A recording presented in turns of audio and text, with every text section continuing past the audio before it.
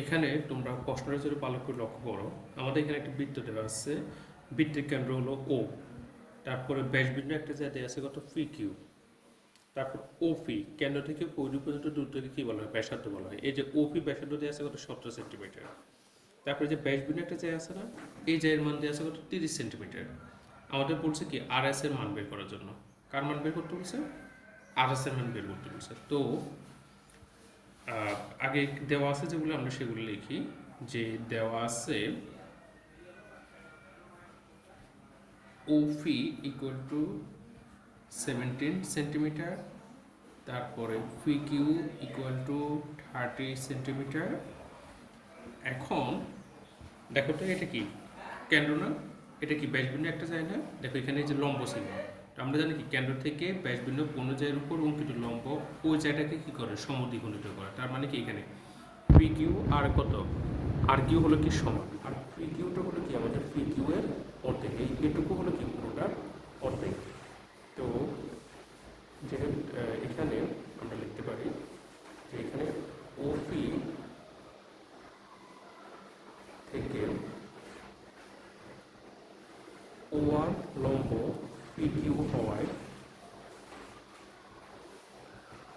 এই যে ওটা হলো কেন্দ্র, তাহলে ও থেকে ওয়ার লম্বটা পি কিউ হয়, অর্থাৎ কি ব্যাসবিন্দু কোনো জায়গার উপর লম্ব হওয়ায় আমাদের কি হবে?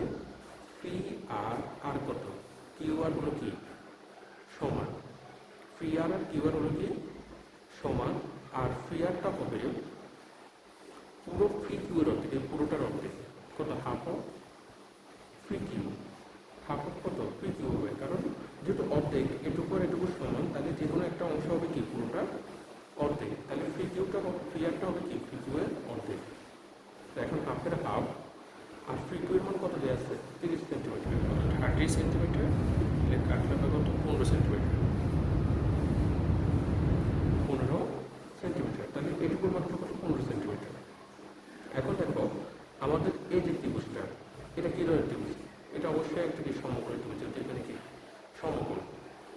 তাহলে এখন আমরা লিখতে পারি, এখন ত্রিভুজটা হলো কি আমাদের পি ও আর, পি ও আর ত্রিভুজ পি ও আর সমকোণী ত্রিভুজে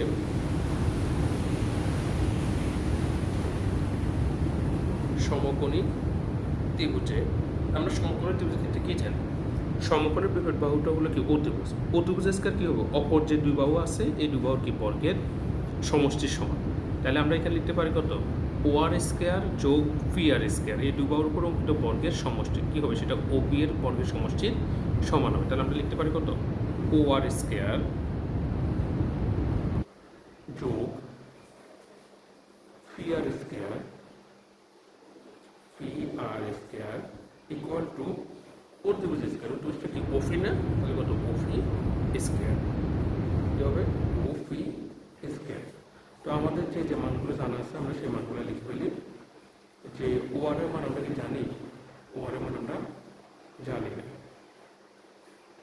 পি আর এর মান একটু আগে বের করছি। পি আর এর মান কত বের হয়েছে? এই যে পি আর এর মান 15 সেন্টিমিটার। তাহলে পি আর এর পুরো লিখলে কত? 15 স্কয়ার। আর ওপের মান দেওয়া ছিল কত? 17 সেন্টিমিটার। তাহলে কত? 17 স্কয়ার। তাহলে এখানে ও আর এর ও আর 15 উপর পর করলে কত হয়? 15 উপর পর করলে হয় কত? 225। আর 17 উপর পর করলে হয় কত? 289।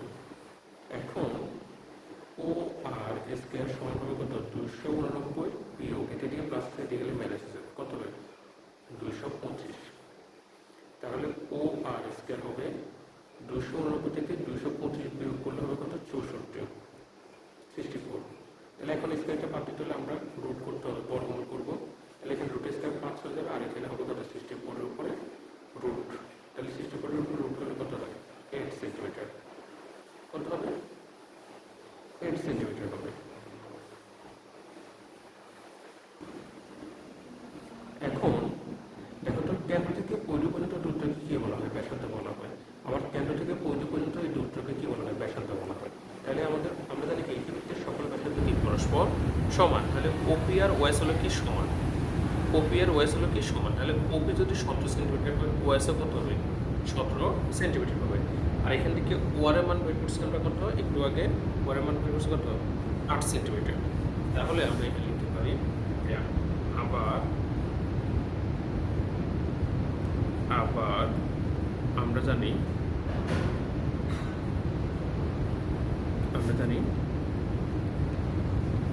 একই বৃত্তের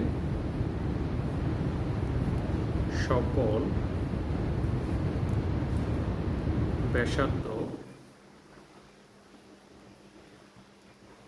পরস্পর সমান। তাহলে একই বৃত্তের সকল ব্যাসার্ধ যদি পরস্পর সমান হয় তাহলে এখান থেকে আমরা লিখতে পারি কি ওপি আর ওএস হলো কি সমান। তাহলে আমরা লিখতে পারি কি OP equal to OS, OP equal to OS. তাহলে ওপি যদি 17 সেন্টিমিটার তাহলে ওএস এর মান কত হবে 17 সেন্টিমিটার হবে। ওএস এর মান কত হবে 17 সেন্টিমিটার। এখন যদি ওএসটা লক্ষ্য করো, আমাদের বের করতে বলছে আরএস। আরএস বের করতে আমাদের পুরো ওএস থেকে এই যে ওআর এর মানটা কি করতে হবে, আমাদেরকে বের করতে হবে। এই পুরোটা থেকে আমি যদি এটুকু বাদ দিয়ে দিই তাহলে কি বের হবে আরএস বের হবে। তাহলে সুতরাং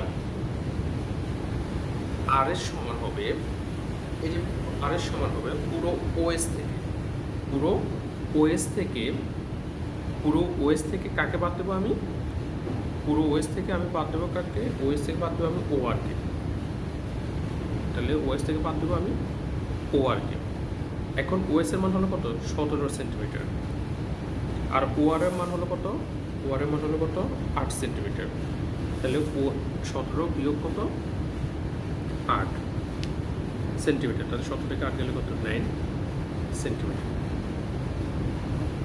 তাহলে আমাদের আরএস এর মান বের করতে বলছে, আরএস এর মান হলো কত আমাদের 9 সেন্টিমিটার। আশা করি বুঝতে পারছো।